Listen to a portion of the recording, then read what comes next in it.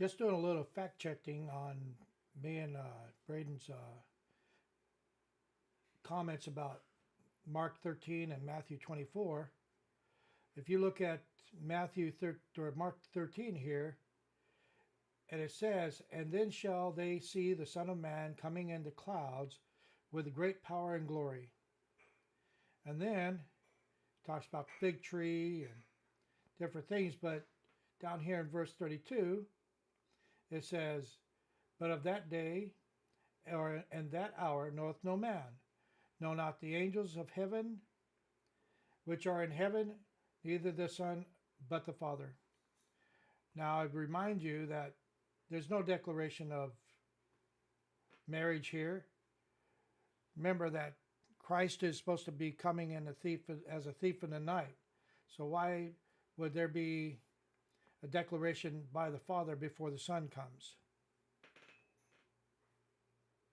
Ways is how I would say that in the essence of what he's getting at in there. You really had to work around that one. And I'm not being disrespectful. I'm just saying that's what it sounded like to me, that here we have a direct quote from Jesus Christ, who also will eventually tell us that no man knoweth the hour or the day that I come, neither nor the angels nor myself, only my Father in heaven. Yep. Again, so he just prophesied all these things to the apostles, and yet he knows all these things, but yet he's separated from knowing what the Father knows. So Jesus knows everything that the Father knows.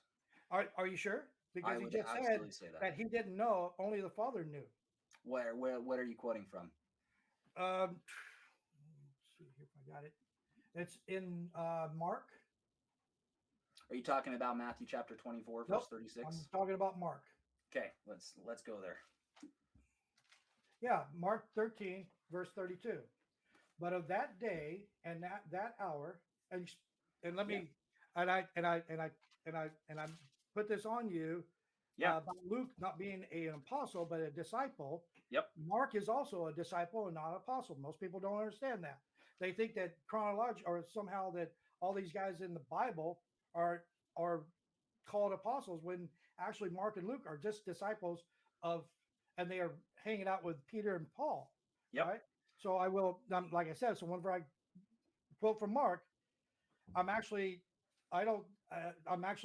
quoting maybe Paul or Peter in this too. Yep. Maybe. I can't remember which one. You're going to be quoting Matthew as well, and which I'll appeal to here in a second, but I'll let you finish what you're saying. "But of that day and that hour knoweth no man, no, not the angels, which are in heaven, neither the Son, but the Father." Mm-hmm. So yeah, go ahead. So what is the question that he's answering in that text? Do you know the question? So the disciples are saying, when is this event going to happen? Yep. And what's the event that he's referring to in there? To the second coming. Nope. In Matthew chapter 24. So let me explain this to you, and I'll try to do this in the fastest way that I can, as this would take a while. But Matthew chapter 24 comes after Matthew chapter 22 and 23. Matthew chapter 22 is where he cleanses the temple. Matthew chapter 23 is where he gives the 7 woes to the Pharisees. The question that is posed to Jesus in Matthew chapter 24, verses 1 through 3, is that when will these take place? And this is after Christ has just looked. He's sitting on the Mount of Olivet looking at the temple, saying that no stone will stand upon another one. He's talking about the destruction of the Jerusalem in 70 AD. And therefore, the apostles say, when will this day take place? And so Jesus answers them. And then they also ask him, when is the consummation of the age in there? And so the consummation of the age is speaking of a marriage type of language. When is the second coming? When is this marriage type of language?